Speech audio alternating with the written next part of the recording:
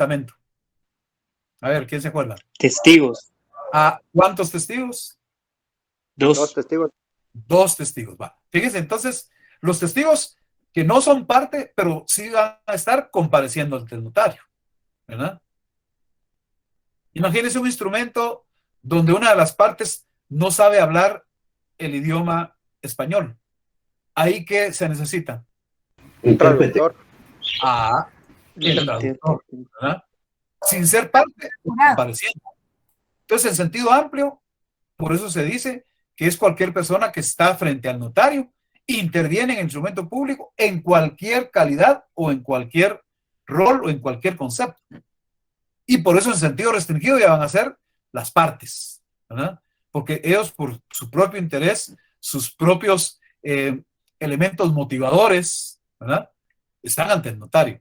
Pero en sentido amplio, todos los que llegan ahí, ya como testigos, ya como intérpretes, ¿verdad? También están frente al notario y están compareciendo. Esa es la idea que aquí se presenta, ¿verdad? Y que está ligado al concepto de requirente, ¿verdad? Los que requieren al notario, pues van a ser normalmente personas individuales y requieren los servicios notariales, ya sea para su propia conveniencia, su propio interés, o representando a otras personas. Ahí hay otro elemento. Imagínense cuando llega alguien en representación de otro.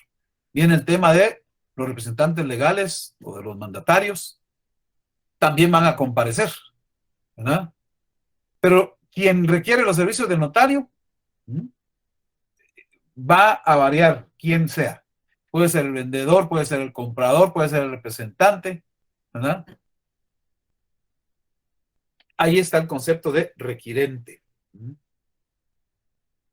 el acta notarial, y mencionamos un poco específicamente el acta notarial porque les comento que, bueno, los 8 temas que tiene el programa son fundamentales. Sin embargo, tenemos que decir que el tema número 8 es el de mayor trascendencia, es el acta notarial. Y esa es toda la parte preparatoria de su curso de Derecho Notarial 3. Ustedes el próximo semestre, pues aprobando Derecho Notarial 2, en el 9º semestre tendrán que cursar Derecho Notarial 3, que es la jurisdicción voluntaria, en la que uno de los instrumentos primordiales es el acta notarial. Por eso, uno de los objetivos fundamentales y uno de sus compromisos más relevantes es que tienen que salir duchos en conocer, definir, saber las características, la clasificación, la regulación legal, pero sobre todo la redacción del acta notarial. Ese es uno de nuestros objetivos fundamentales. Les comento que este curso yo lo oriento a una práctica, primordialmente práctica. De nada me sirve que me reciten qué es acta, que me reciten que es auténtica, que me reciten que es protocolación, si no la saben redactar. Grábense eso, por favor. Vamos a hacer distintos ejercicios de redacción. Redactar, redactar y más redactar. Claro que en esta clase introductoria, pues es eminentemente explicativa. Y muchas clases van a tener un segmento explicativo, descriptivo, pero acompañado de una parte práctica. Aquí, en cierto modo, ya los voy tratando de vincular con la práctica cuando les menciono cómo podrían estos distintos elementos personales ir incorporados en distintos instrumentos públicos. Ese es el caso del requirente, que en el acta notarial es una persona física que le solicita al notario sus servicios profesionales, ¿verdad?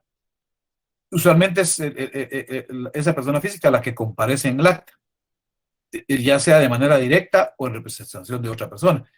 Con la aclaración que hay ciertas actas donde en la práctica no se hace necesaria la presencia del requirente.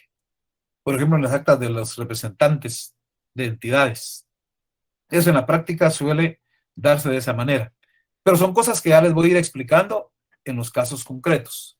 Pero aquí, en el acta notarial, tiene un relevante rol el requirente o los requirentes, ¿verdad? También, dentro de esos elementos personales, está el concepto de signatario, entendido como la persona física. Solo puede ser la persona física, ¿verdad? Que podría ser también la persona natural o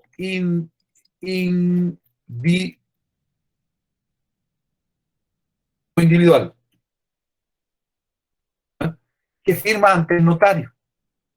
Es decir, un ente colectivo no puede firmar, pues una sociedad anónima no tiene existencia expresada en un ser humano, ¿verdad?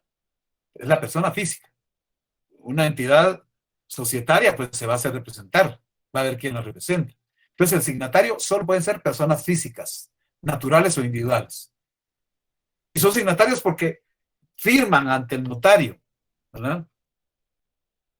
Todos los instrumentos públicos deben ir firmados por las personas individuales que vayan jugando determinados roles. Y aquí mencionamos muy particularmente el acta de legalización o de auténtica de firmas, ¿verdad? Y claro, la condición y el rol de signatario, repito, es propio de todos los instrumentos públicos, incluso en el caso de alguien que no sabe o no puede firmar. Ya dijimos, de acuerdo al artículo 29 del Código de Notariado, el que no sabe o no puede firmar, deja impresa la huella digital de su dedo pulgar derecho, pero a ruego firma otra persona. Es decir, la firma es ineludible, es fundamental y particularmente en los aspectos que estoy aquí mencionando, ¿verdad? Esa es la idea de signatario. También vamos a encontrar elementos personales que la doctrina y la ley, en cierto modo, los considera auxiliares del notario. Son intervinientes porque ahí están interviniendo. A la vez son comparecientes, ahí están frente al notario, ¿verdad? Son sujetos, no son parte. Los testigos, los intérpretes no son parte, porque no van a comparecer por intereses personales. Será en atención a lo que la ley establece cuando deben actuar. Entonces son dos sujetos que tienen su rol específico y se les considera auxiliares del notario. En el caso del intérprete, se entiende que es una persona que domina a la perfección, ¿verdad? Un idioma diferente al español, que es el idioma oficial en Guatemala, ¿verdad? Lo establece la ley del organismo judicial. Entonces el intérprete va a estar ante el notario, comparece ante el notario, ¿verdad? Y tiene su intervención en un instrumento público cuando alguno o todos los otorgantes ignoran el idioma español. De acuerdo con el Código de Notariado, de preferencia el intérprete debe ser traductor jurado, pero si no es traductor jurado, ¿verdad? Y si no pudiera o no supiera firmar, lo hace otra persona que va a ser un testigo. Esto lo regula el artículo 29 del Código de Notariado en su inciso sexto, ¿verdad? Aquí siempre se ha discutido que la misma Constitución reconoce que tenemos más de un idioma, ¿verdad? Están todos los idiomas mayenses. Las distintas etnias del país tienen sus idiomas. Pero en la práctica, normalmente se entiende esta disposición para quienes solo tuvieran la situación de hablar idiomas extranjeros. Una cosa curiosa, en un país multilingüe, lo dice la Constitución, ¿verdad? No se utiliza la figura del intérprete en los instrumentos públicos en relación con idiomas mayenses y los idiomas de los distintos grupos étnicos. Esta disposición se ha entendido primordialmente en relación con quienes hablan un idioma extranjero distinto al español, cuando comparecen ante un notario para intervenir dentro de un instrumento público, ¿verdad? Ese es el sentido que se le ha dado en la práctica. Bueno, esa es la condición del intérprete. En el derecho comparado se da la circunstancia de que algunos países en su legislación está contemplada la admisión, ¿verdad?, de intérpretes también. Entonces ahí se permite que si el notario sabe el idioma del otorgante, que no habla ni entiende el idioma nacional de su país, ¿verdad?, entonces no se necesita la intervención de intérprete. Entonces el propio notario puede realizar esa función. En Guatemala, no. Desvirtuemos esa idea, ¿verdad? Algunos preguntan esto, en algún caso, como una duda razonable, ¿verdad? En Guatemala, el notario no puede constituirse intérprete a la vez. ¿Por qué razón? Porque la intervención de intérprete es un elemento esencial del instrumento público, ¿verdad? Si ustedes, por favor, de entrada tienen que tener su código de notariado como mínimo, ya desde el semestre pasado lo tienen. Entonces, el artículo 31, en el inciso cuarto, en el código de notariado, ¿verdad?, nos dice categóricamente lo siguiente. Artículo 31, ¿verdad? Dice, son formalidades esenciales de los instrumentos públicos. Y el inciso cuarto dice, la intervención de intérprete cuando el otorgante ignore el español. Es elemento esencial. Ya el semestre pasado estudiamos los elementos esenciales y los no esenciales. Ya vimos qué pasa cuando se incumple con esos requisitos esenciales, ¿verdad? Entonces ahí no está autorizado el notario para intervenir. En otros países sí, ¿verdad? Es importante hacer ese pequeño ejercicio de derecho comparado. También entonces tenemos como otra figura que interviene, el testigo, ¿verdad? Entendiéndose que testigo es la persona o personas que ven, ¿verdad?, que oyen, que pues pueden captar por medio de sus sentidos un hecho, un acto, una circunstancia, una situación en la que esos testigos no son parte, es decir, ellos no tienen ningún interés, pero su intervención resulta importante para los efectos de un instrumento público determinado. Porque ese testigo, a través del lenguaje oral o escrito, puede expresar o reproducir esas percepciones, esas sensaciones que ha captado por medio de sus sentidos, ¿verdad? Y va a contribuir en un determinado instrumento público. Por ejemplo, los testigos que intervienen en el testamento, ¿verdad?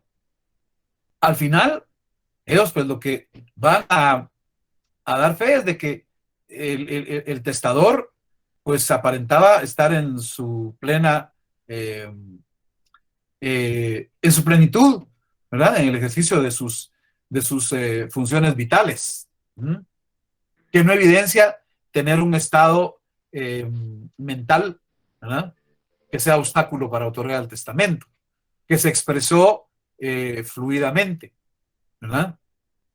Ahí contribuyen los testigos con esa circunstancia. Cuando son los testigos rogados, pues por medio de la firma, ¿verdad?, hacen su contribución a un instrumento público, ¿verdad? Y así sucesivamente. Entonces, esos testigos tienen ese rol importante ahí. Tanto la doctrina, que en alto grado, pues esta doctrina que manejamos está más orientada a la legislación misma, ¿verdad? Entonces tenemos entre las clases de testigos el llamado testigo de conocimiento o abono. Esos testigos deben ser conocidos por el notario. ¿Y qué rol juegan? Bueno, auxilian al notario para identificar al otorgante u otorgantes a los que también conocen, cuando esos otorgantes no se pueden identificar por los medios legales, ¿verdad? Esto lo contempla el artículo 29 del Código Notariado en su inciso cuarto, ¿verdad?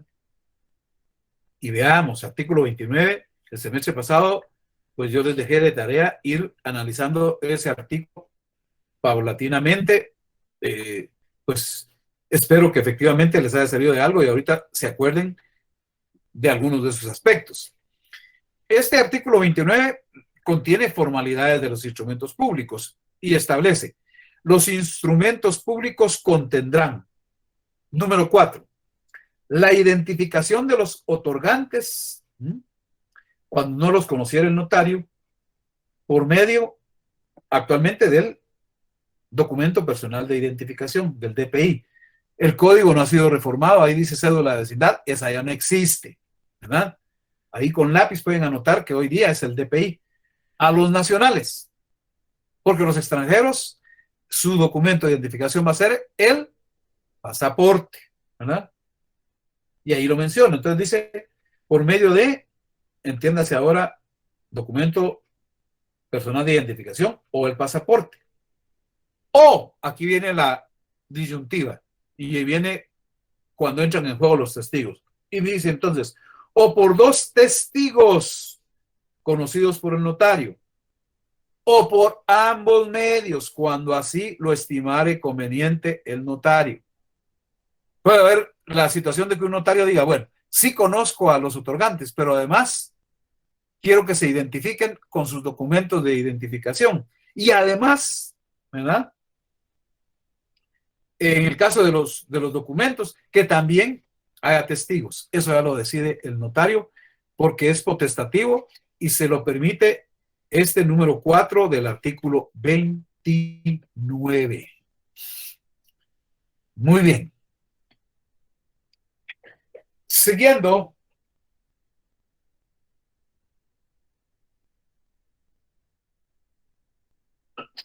con esta clase de testigos, luego tenemos los testigos rogados o de asistencia.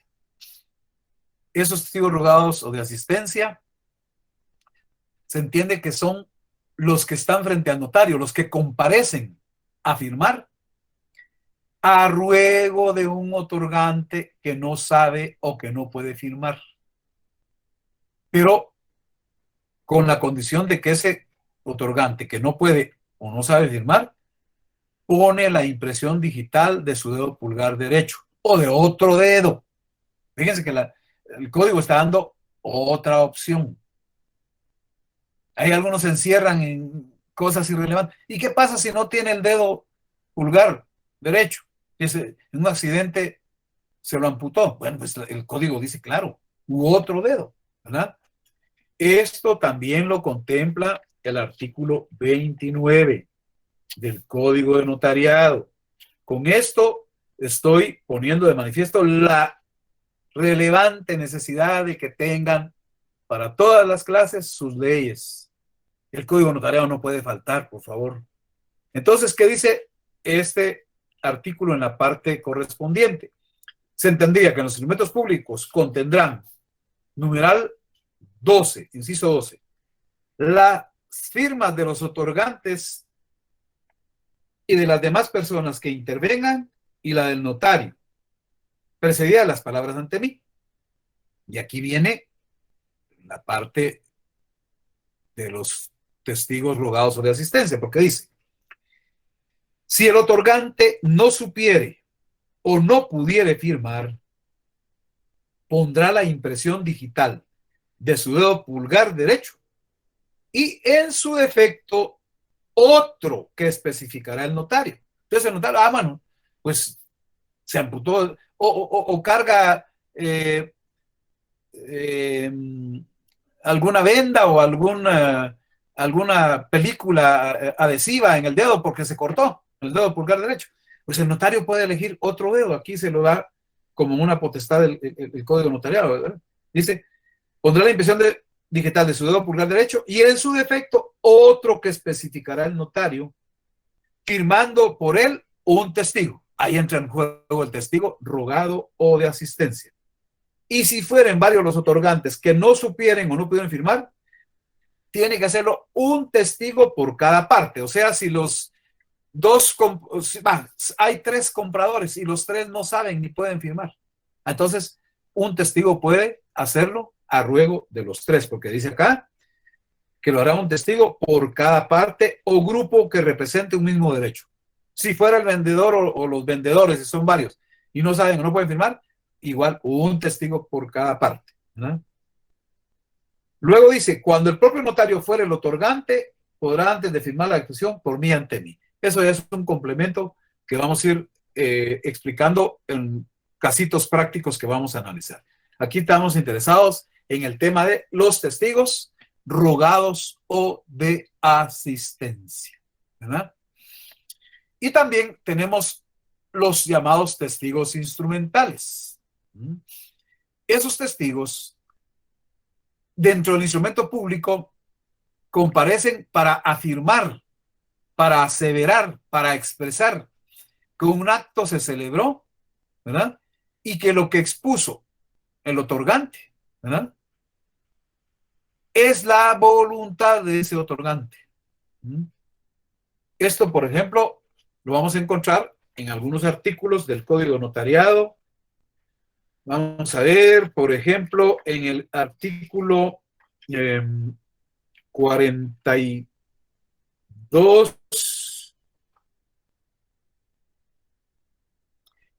Este artículo 42 está dentro del título que se refiere a formalidades especiales para testamentos y otras escrituras. Entonces dice, artículo 42, la escritura pública de testamento, además de las formalidades generales, contendrá las especiales siguientes. Estas del artículo 42 y otras son formalidades especiales. Ojo y oído, no confundirlas con las esenciales, son especiales, específicas para ciertos instrumentos, ¿verdad? Y dice, numeral 3, la presencia de 2 testigos que reúnan las calidades que exige esta ley. ¿Ya? Ahí encontramos efectivamente que pues, los testigos deben ser civilmente capaces, deben ser idóneos y conocidos por el notario. Y si el notario no los conoce, deberá identificarlos por los medios legales, ¿verdad? Vale. También el artículo 44 dice, en los testamentos y donaciones por causa de muerte son formalidades esenciales, además de las consignadas en el artículo 41, las siguientes, estas sí son esenciales. Y dice, numeral 2, la presencia de 2 testigos. Estos son también instrumentales, ¿verdad? O sea, el numeral 2 del 44, ¿verdad? ¿Cómo?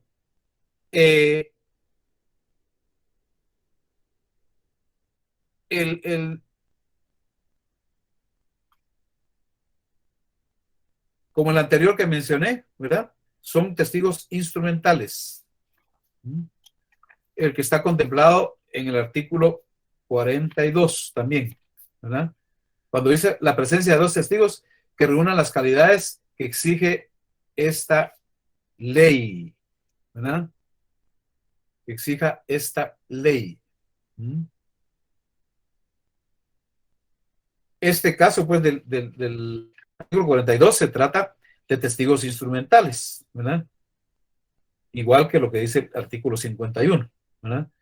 Es decir, dentro de esa disposición se establece que es facultativo que el notario se valga de esos testigos en todo tipo de actos o contratos que se autoricen y el notario estima oportuno que concurran esos testigos.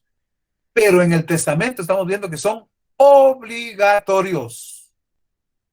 Por favor, grabemos eso.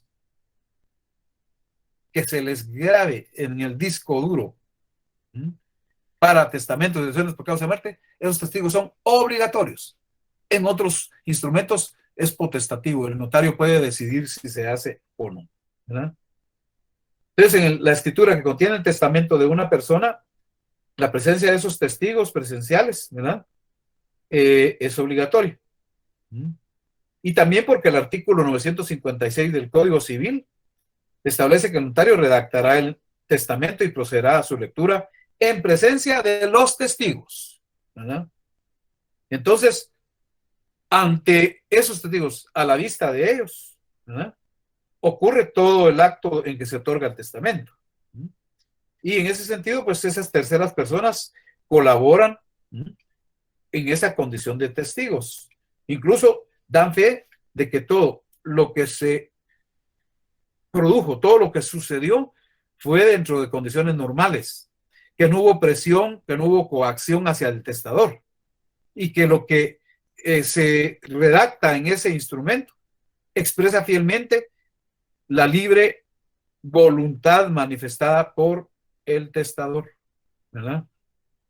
Entonces, las personas que sirvan de testigos deben reunir requisitos esenciales, los requisitos que regula el artículo 52 de este código, ¿verdad?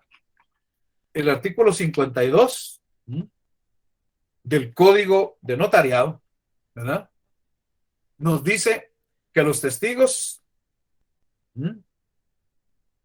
deben ser civilmente capaces, idóneos y conocidos por el notario.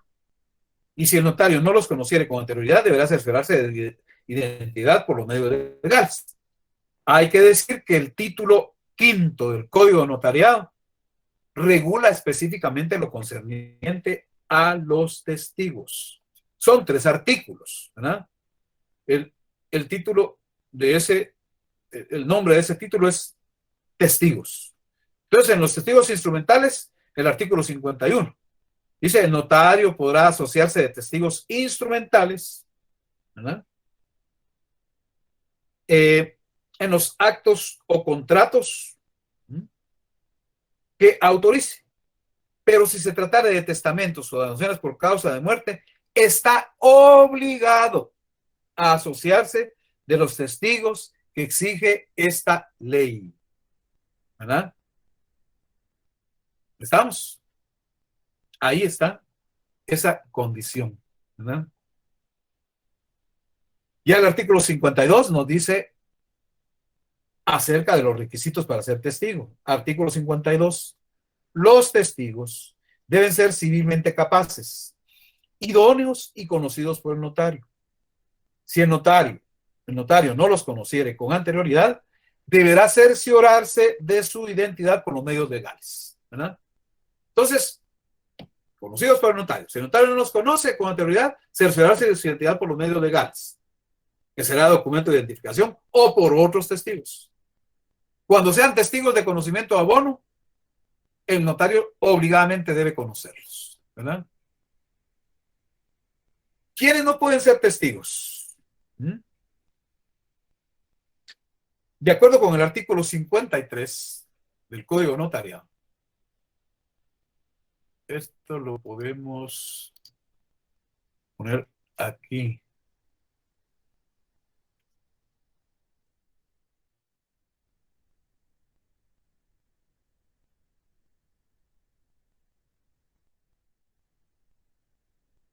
Bueno, no pueden ser testigos las personas que no sepan leer y escribir, o que no hablen o no entiendan el español.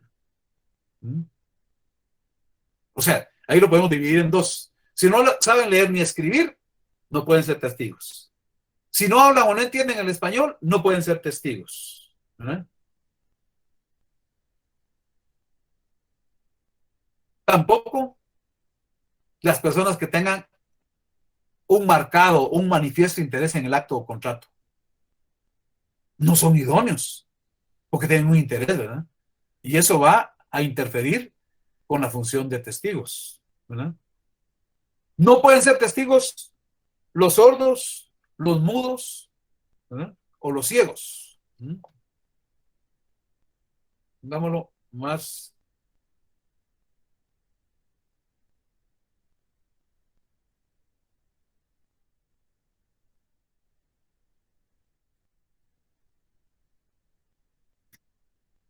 Y aclaro, en alguna ocasión alguien me dijo que eso era discriminatorio e inhumano. Pero lamentablemente aquí esos criterios pues no son aplicables porque la función de los testigos es que por vía sensorial, por medio de sus sentidos, pueden decir lo que van a afirmar o lo que van a negar. Entonces, si no oyen, si no miran, si no pueden expresarse, no pueden ser testigos, ¿verdad? Lamentablemente. Tampoco pueden ser testigos en un instrumento público los parientes del notario, obviamente, ¿verdad? Tampoco pueden ser testigos los parientes de los otorgantes, excepto cuando se trata de testigos rogados, ¿verdad? Un testigo rogado sí puede ser pariente de los otorgantes, siempre que no sea relativo a testamento o donación por causa de muerte, ¿verdad? Bueno, eso es lo que nos dice el artículo 53 del Código de Notariado. De esa manera estaríamos exponiendo el primer tema, ¿verdad? Miren, este es fundamental, ¿verdad? Si se quiere, es de un contenido muy sencillo, muy concreto, ¿verdad? Pero fundamental. Tenemos ya como notarios, y aquí en la parte didáctica en su curso, ustedes ya tienen que dominar con propiedad para distinguir qué rol están jugando los sujetos que intervendrán en los ejercicios de instrumentos públicos que vamos a trabajar, ¿verdad? Para distinguir efectivamente que se es sujeto, cuando se funciona como parte, cuando se juega el rol, en qué momento se vuelven otorgantes, por qué son comparecientes, por qué y cuándo son requirentes, qué significa ser signatario, qué implica la intervención en calidad de auxiliares de los intérpretes y los testigos, ¿verdad? Con los elementos que acabo de explicar en relación con intérpretes y con testigos, ¿verdad? No está de más, por favor, reiterar, estimados compañeros, el programa del curso hay que ubicarlo en la página de la facultad, ahí dice programas, buscan notariado, derecho notarial 2, ¿verdad? Y ahí se localiza, ahí está, ¿verdad? Luego, pues que con esto agotamos el primer tema. Este es corto. Ya después los demás temas implican a veces 2, a veces 3 periodos. Recuerden que pues tenemos, yo ya tengo contabilizados ahí los periodos, ¿verdad? Esperando que no haya interrupciones. Afortunadamente, en esta sede virtual, pues no tenemos interrupciones, salvo cuando hay problemas de suspensión de energía eléctrica, que nos puede fallar el internet, ustedes saben, ¿verdad? Esos son accidentes que se pueden dar para una u otra persona, para el docente también, pues obviamente, ¿verdad? De lo contrario, no tenemos mayor interrupción, ¿verdad? También reiterar que el texto que puede ser útil, ¿verdad? Si consiguen de otros autores, no hay ningún problema. Lo que hay que seguir es la guía del programa, ¿verdad? Esa es la verdadera guía. Los textos son auxiliares. Muchas de las cosas que se explican están en la ley, ¿verdad? La parte doctrinaria, la mayoría de autores nacionales pues la toman de los autores extranjeros, ¿verdad? Entonces expliqué al inicio varias cosas de forma. Uno, te voy a dar un margen de unos 10 minutos a partir de las 5:30 para ingresar mediante el enlace a Google Meet, ¿verdad? Porque estar interrumpiendo durante toda la clase nos saca de foco y nos desequilibra. Bueno, primera cosa. Que el libro que se puede conseguir es el Instrumento Público del Documento Notarial.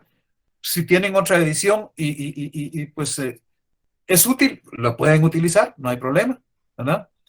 Que los que quieran adquirir la 18ª edición, que es la última, no necesariamente de este año, pero es la última, está disponible en la oficina 802 en el 8º nivel del edificio Pealé, en 16 calle 617 zona 10, y ahí está un número telefónico, ¿verdad? Algunos, pues, lo que hacen es buscar que se los lleven por medio de algún servicio de correo a domicilio. Eso va a depender de cada quien, ¿verdad? En muchas circunstancias. Y también hay que buscar para tener leyes, las leyes que están descritas en el programa, ¿verdad? Eso es fundamental. Son los elementos primordiales que hay que tener permanentemente en cuenta, estimados compañeros. Quedo a su disposición para preguntas, para inquietudes, para dudas. Con mucho gusto, en este momento lo podemos hacer. Buenas noches, licenciado. Diga. Solo con una observación. ¿No habrá alguna posibilidad que el link de la clase se pueda adjuntar al calendario de Google para que así usted no tenga ese detalle de andar aceptando persona por persona? Automáticamente uno entra a su clase. Fíjese, eso sí se puede, pero a mí me gusta hacerlo por una razón sencilla. Un poco para tener la visión de cuánta gente está participando y cómo van ingresando. Esto ha sido útil para mí en particular. Okay, sí, es por razones didácticas un poco, compañera, ¿verdad? Ok, comprendo. Ajá. Y porque ¿sabe qué? Es que también aquí hay que premiar el cumplimiento. El hecho de que estemos en un ambiente virtual no significa que cuando yo quiera estoy, cuando no quiero no estoy, porque el compromiso es estar, ¿verdad? Presencialmente hay que estar. Entonces, aquí buscamos una pequeña réplica del cumplimiento de ese compromiso. Y ustedes, los que están haciendo un esfuerzo que tenemos que hacer todos, ¿verdad? Ese es un poco el sentido, compañero. Gracias por su observación, No, gracias a usted, licenciado. A la orden. Buenas tardes, licenciado. Diga, compañera. Mucho gusto. Sí, solo con una consulta. ¿Cómo va a ser la metodología de los parciales? ¿Van a haber trabajos? Oportunamente les voy a explicar. Ahorita está muy tierno el curso, ¿verdad? Yo paulatinamente voy explicando, ¿verdad? Yo ya en su momento les digo, mire, va a haber trabajos, no va a haber trabajos, yo les doy con detalle las modalidades de las evaluaciones. Con mucho gusto. Gracias. A la orden. ¿Alguna otra inquietud? Buenas noches, licenciado. Solo con una consulta, no sé si estas diapositivas nos las estará compartiendo. No, compañero, fíjese que no, porque precisamente esa es la idea de que esté en clase. Esa es la situación de que haya un texto, de que haya leyes, ¿verdad? Este es mi trabajo intelectual, pues, que yo utilizo para facilitarles el conocimiento. Desafortunadamente, se ha vuelto un prurito. Y esto se lo digo reiteradamente, yo lo tengo ya comprobado. Entonces, muchos ya ni reciben la clase. ¿Cómo nos va a venir la copia de las diapositivas? No problem, ¿verdad? Es por esa causa, didácticamente. Entiendo, licenciado, le agradezco mucho. El interés es estar, participar en lo posible, poner atención, hacer esfuerzo, ¿verdad? Porque queremos notarios competentes, de excelencia, con calidad. Y son medios didácticos que coadyuvan a ese objeto, ¿verdad? Bueno, entonces, por favor, reitero, el enlace, el código de ingreso a la clase, de aquí en adelante, todos los martes y los jueves, a las 17:30, de 17:30 a 17:40, con sección B, será con el que ingresaron hoy, ¿verdad? Muy bien, así que un gusto haber compartido este día con ustedes. Primero Dios, estamos el próximo jueves. Licenciado, gracias, licenciado. Feliz tarde. Licenciado, una pregunta, disculpe, o una observación. Sí.